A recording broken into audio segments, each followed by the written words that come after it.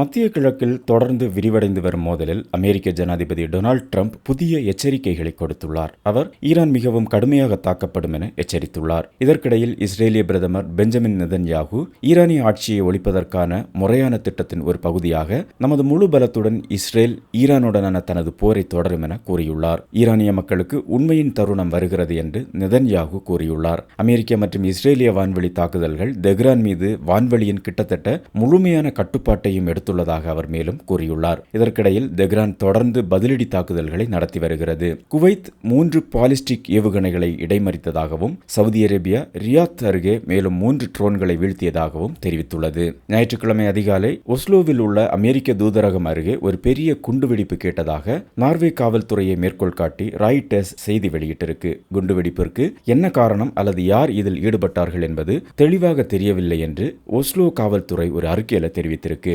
காவல்துறை தூதரகத்துடன் பேச்சுவார்த்தை நடத்தி வருகிறது. காயமடைந்தவர்கள் குறித்து எந்த தகவலும் இல்லை என்று அந்த அறிக்கையில் கூறப்பட்டுள்ளது. மறுபுறம் லெபனான் தலைநகரில் செயல்படும் ஈரானிய தளபதிகளை குறிவைத்ததாக இஸ்ரேல் கூறியது போல ஞாயிற்றுக்கிழமை மத்திய பெய்ரூட்டில் உள்ள ஒரு ஹோட்டல் மீது இஸ்ரேலிய தாக்குதல் நடத்தியதில் குறைந்தது 4 பேர் கொல்லப்பட்டனர், 10 பேர் காயமடைந்தனர் என்ற செய்தியும் வெளியாகியிருக்கு. சனிக்கிழமை இரவு அமெரிக்காவும் இஸ்ரேலும் ஈரானில் உள்ள எண்ணெய் ஆலைகளை முக்கியமாக குறிவைத்திருக்கு. கடந்த வாரம் மோதல் தொடங்கியதிலிருந்து எண்ணெய் ஆலைகளை குறிவைப்பது இதுவே முதல் முறை என சொல்லப்படுது. இஸ்ரேலிய பிரதமர் நெதன்யாகு மோதலின் அடுத்த கட்டத்திற்கு செல்வதால் பல ஆச்சரியங்கள் காத்திருப்பதாக கூறியிருந்தார். அதுபோல தெஹ்ரானில் உள்ள எண்ணெய் சேமிப்பு ஆலைகளை முக்கியமாக குறிவைத்திருக்கு. இதனால் அந்த ஆலைகள் மேலே தீப்பிழம்புகள் காணப்பட்டது.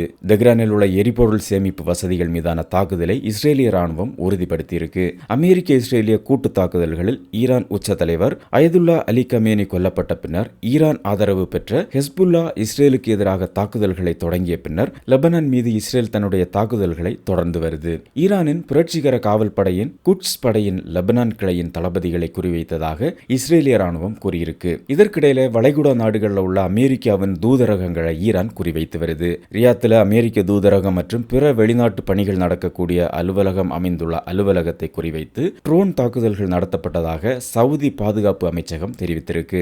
ஈராக்கின் பாக்தாத்தில் உள்ள அமெரிக்க தூதரகம் அருகே கத்யூஷா ராக்கெட்டுகள் தாக்கப்பட்டதாக ராய்ட்டர்ஸ் செய்தி வெளியிட்டிருக்கு. அமெரிக்க அதிபர் டிரம்ப் சனிக்கிழமை மீதமுள்ள ஈரானிய தலைமையுடன் பேச்சுவார்த்தை நடத்தப் போவதில்லை என கூறியிருக்கிறார். அவர்கள் தீர்வு காண விரும்புகிறார்கள், நாங்கள் தீர்வு காண விரும்பவில்லை என டிரம்ப் கூறியிருக்கிறார். கடந்த வாரம் அமெரிக்காவும் இஸ்ரேலும் தாக்குதல்களை தொடங்குவதற்கு முன்பு நடந்த பேச்சுவார்த்தையின் போது ஈரான் மிகவும் இணக்கமாக இருப்பதாக தெரியவில்லை என்று மத்திய கிழக்கிற்கான அமெரிக்க சிறப்பு தூதர் ஸ்டீவ் விட்காஃப் கூறியிருக்கிறார். பல வான்வெளி தாக்குதல்கள் தெஹ்ரானின் கிழக்கு மற்றும் தென்மேற்கில் உள்ள சுற்றுப்புறங்களை உலுக்கியிருக்கு. இஸ்ரேலிய ராணுவம் ஈரானின் தலைநகரம் மற்றும் பிற பகுதிகளில் புதிய அலை தாக்குதல்களை உறுதிப்படுத்தியிருக்கு. ஈரானும் இஸ்ரேலை நோக்கி மேலும் பல ஏவுகணைகளை வீசியது. ஜெருசலேம் மற்றும் டெல் அவீவ் உட்பட நாடு முழுவதும் உள்ள குடியிருப்பாளர்களை பாதுகாப்பான தங்குமிடங்களில் தஞ்சமடைய இஸ்ரேலிய ராணுவம் உத்தரவிட்டிருக்கு. ஞாயிற்றுக்கிழமை அதிகாலையில் வான்வெளி தாக்குதல் சைரன்கள் ஒலித்ததை தொடர்ந்து வடக்கு இஸ்ரேலில் வசிப்பவர்கள் பாதுகாப்பான தங்குமிடங்களுக்கு சென்றிருக்கிறார்கள். சவுதி தலைநகர் ரியாத்திற்கு செல்லக்கூடிய விமானங்கள் ஞாயிற்றுக்கிழமை அதிகாலையில் திருப்பி விடப்பட்டிருக்கு. விமானம் பயணம் தொடங்கிய இடங்களுக்கு திரும்பி செல்கின்றன என பிளைட் ட்ரேடர் 24 தரவுகள் தெரிவித்திருக்கு. சவுதி பாதுகாப்பு அமைச்சகம் ரியாத் மீதான ட்ரோன் தாக்குதல்களுக்கு பதிலளிப்பதாக கூறியதை அடுத்து இது நிகழ்ந்திருக்கு. ஈராக்கின் குர்திஷ் பிராந்தியத்தில் உள்ள இர்பில் சர்வதேச விமான நிலையத்தை ட்ரோன் குறிவைத்து தாக்கியதில் ஒரு பாதுகாப்பு பணியாளர் கொல்லப்பட்டதா சொல்லப்படுது. பக்ரைனில் உள்ள ஒரு துறைமுகத்திற்கு அருகில் உள்ள ஒரு தளத்தையும் ஈரான் தாக்கியிருக்கு. கடைகளை சேதப்படுத்தியிருக்கு. மனாமாவில் உள்ள ஒரு சாலையில் ஏவுகணை துண்டுகள் விழுந்ததாகவும் இதில் ஒருவர் காயமடைந்ததாகவும் பல கடைகளுக்கு சேதம் ஏற்பட்டதாகவும் பக்ரைனின் உள்துறை அமைச்சகம் தெரிவித்திருக்கு.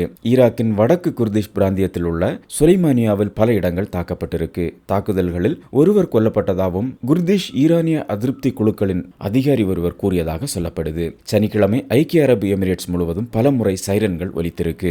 ஏவுகணைகளின் இடைமறிப்பிலிருந்து விழுந்த துண்டுகள் சிறியவை என துபாய் ஊடக அலுவலகம் கூறியிருக்கு. கடந்த வாரம் மோதல் தொடங்கியதிலிருந்து ஈரானில் இறந்தவர்களின் எண்ணிக்கை 1300 உயர்ந்துள்ளதாக அல் ஜசீரா தெரிவித்திருக்கு. திங்கட்கிழமை முதல் லெபனானில் இஸ்ரேலிய தாக்குதல்களில் குறைந்தது 294 பேர் கொல்லப்பட்டதாக அந்த நாட்டு சுகாதார அமைச்சகம் தெரிவித்திருக்கு. லெபனானில் மேலும் 1023 பேர் தாக்குதலில் காயமடைந்திருக்காங்க.